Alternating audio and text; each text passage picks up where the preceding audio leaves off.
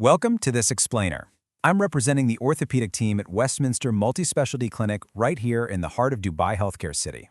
Today we're going to talk about something practically every Dubai resident deals with, the physical toll of frequent, long-haul flights out of DXB. I mean, Dubai is built around movement, right? Flying to London, Mumbai, Sydney, or New York multiple times a year is just a way of life for so many of our patients. But what is all that air travel actually doing to your spine? Let's get into it. So, let me ask you a question, and it's one we ask our patients all the time. You just stepped off a 10-hour flight, and you've got that familiar, dull, nagging ache in your lower back. Do you just kind of brush it off? Most of us do, right? We stretch a bit, blame it on travel fatigue, and just assume it'll vanish in a day or two.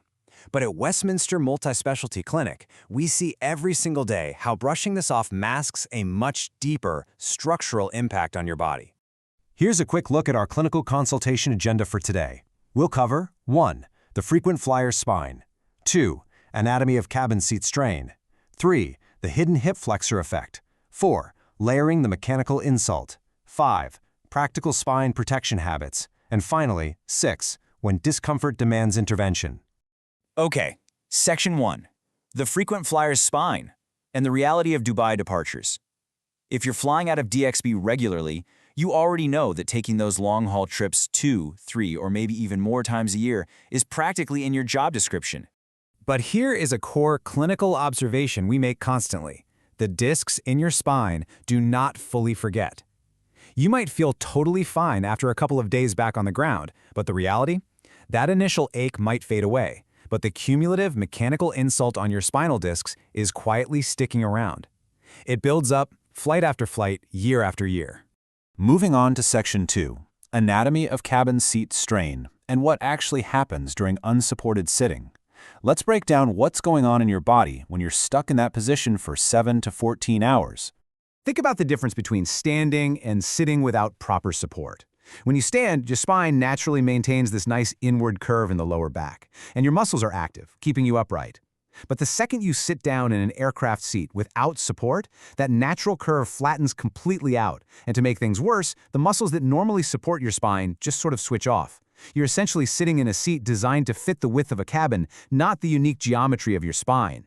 And that leads to a massive 20 to 40% increase in pressure. Foundational research by the orthopedic scientist Alf Nachemson actually proved this. Unsupported sitting puts 20 to 40% more load on your lumbar discs compared to just standing. I mean, imagine putting 40% more pressure on your lower back and holding it there for 10 hours straight, with absolutely no chance to really decompress. It's intense. To truly understand why that kind of pressure is so damaging, you have to remember that your spinal discs are living tissues. They're basically little cushions between your vertebrae. When you're moving around naturally, they absorb fluid and nutrients. But when you're compressed in an airline seat, all that fluid just gets squeezed right out. Prolonged sitting totally disrupts this natural fluid cycle. Now, for one flight, your body can handle it. But over years of flying without good habits, that dangerous buildup of pressure is exactly why so many patients end up walking through our clinic doors. All right, Section 3, the hidden hip flexor effect, and why it's really not just about your back. At Westminster Multispecialty Clinic, we know that when your back hurts, the back itself is rarely the only culprit. There's almost always a hidden anatomical factor at play. Take your hip flexors, for example. This is a group of muscles running from your lower spine right down through your pelvis and attaching to the top of your thigh. When you're trapped in an airline seat, these muscles are held in a severely shortened, crunched-up position for hours on end. Eventually, they get really tight and actually start pulling your pelvis forward. This ends up tilting the base of your spine and hyperextending the curve in your lower back way past its healthy normal range. Because those tight hips end up loading the back so unevenly, they are very often the true source of that stiff, locked-up feeling you get after landing. You know, that tightness around the hips that takes days to shake off? It is so easy to ignore your hip flexors because they don't always scream in pain right away. But for our patients who already have an underlying disc issue, this uneven pulling is exactly what takes a mild post-flight annoyance and turns it into a sharp, lingering pain. Let's look at Section 4, Layering the Mechanical Insult, or the compounding effects of your daily routines. The hard truth is, the flight itself is really only part of the story. It's everything else you do around the flight that makes it worse. Just think about your average week. If you're traveling long haul a few times a year, but you're also working long hours at a desk here in Dubai, you're essentially layering these mechanical insults one on top of the other.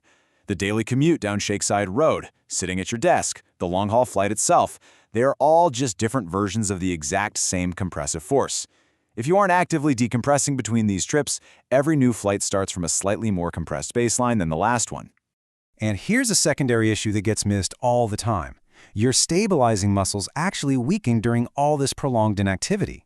Just sitting in a cabin seat does nothing to keep those muscles strong. And honestly, that 5-minute walk to the airport gate, it barely even warms them up.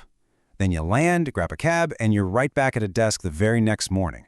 Your protective postural muscles just never get the chance to wake up and do their job, which leaves your spine incredibly vulnerable.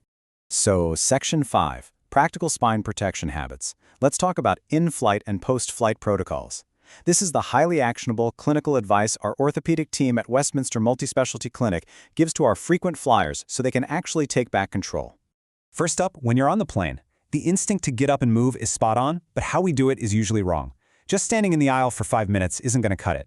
You really need to make a few essential adjustments right in your seat. First, use some lumbar support.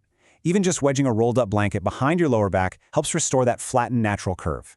Next, keep your feet totally flat on the floor or rest them on your carry-on, so your knees are just slightly lower than your hips. That simple trick measurably reduces strain on those hip flexors we just talked about. And finally, lean back just a little bit. Reclining even a few degrees significantly takes the pressure off your discs, compared to sitting bolt upright. And we really can't stress this next number enough, 90. Every 90 minutes is our strictly recommended interval for light movement. And I mean, actually moving, not just standing there. This gives those living spinal discs a chance to actually reabsorb some fluid and gives your postural muscles a fighting chance to wake up and support you. Now, what you do after you land is honestly just as critical. That 24 to 48-hour window post-flight is when your body is most vulnerable. Your spine is compressed, your hips are super tight, and your stabilizing muscles are practically asleep. This is absolutely the worst time to head straight from the airport to a heavy gym session or an intense paddle match. Instead, you want deliberate, gentle movement. Take a short walk, do some light stretching, or honestly just lie completely flat on the floor for a bit to let those discs rehydrate. Finally, Section 6, when discomfort demands intervention. It's about knowing when it's time to move beyond thinking you're just tired. It is so important to recognize when that post-flight ache actually needs proper medical attention. At our clinic, what we see with patients is a very distinct turning point. Look, most post-flight stiffness clears up in a few days, but if that pain starts hanging around longer, or if it flares up faster after every single trip, your spine isn't just tired anymore. It means all that travel is steadily aggravating an underlying, cumulative issue that simply isn't bouncing back on its own. Here is our team's honest, clinical approach to this. Disc problems caught before they progress rarely need surgery. But left alone long enough, the options really start to narrow. Back and spine conditions respond incredibly well to early intervention, like some targeted physiotherapy-guided rehab. But if you ignore it for years, you're eventually going to corner yourself into much more invasive options, and nobody wants that. And that is exactly why early assessment is an absolute game changer. At Westminster Multispecialty Clinic in Dubai Healthcare City, our specialists routinely do these really straightforward, practical assessments for patients who clearly have travel-related symptoms. We can literally pinpoint if a condition is being aggravated and treat it before it has the chance to turn into something permanent. So I want to leave you with this thought to mull over before you pack for your next trip. Will your next flight just add another layer of compression, or will you take control of your spinal health? If long-haul travel is part of your year and your back is starting to become part of the conversation, please don't wait for the pain to ground you. Book a consultation with us before your next departure, and let's make sure your spine is actually ready for the journey.